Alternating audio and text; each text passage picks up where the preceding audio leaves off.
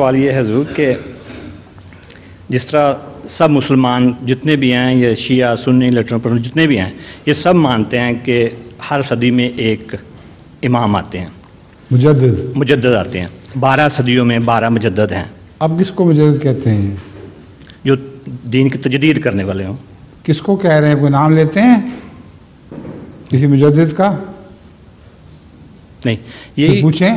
جی یہی پوچھنا ہے کہ وہ جو 12 مجدد کہتے ہیں جی 12 صدیوں میں آ گئے ہیں، ہم کہتے ہیں کہ 13ویں صدی میں حضرت نہیں، رسول اللہ صلی اللہ علیہ وسلم نے تو 12 کا نہیں، کوئی شرط نہیں لگائی تھی.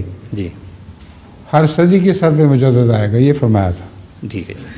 تو ان سے پوچھیں اس صدی کا مجدد کہاں چلا گیا؟ جی ٹھیک ہے، لیکن کیا 12 صدیوں میں جو گنتی میں بھی 12 واقعی بنتے ہیں؟ وہ مختلف ویسے ہیں اس میں. جی اس بات کو چھوڑ دیں. ٹھیک ہے.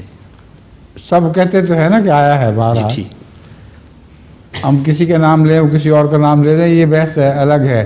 شیعہ اور مجدد مان رہے ہیں، وہ اور مجدد مان رہے ہیں، لیکن اس پر سب کا اتفاق ہے کہ پچھلی 12 صدیوں میں ہر صدی کے سر پر ایک مجدد ضرور آیا تھا. ٹھیک ہے.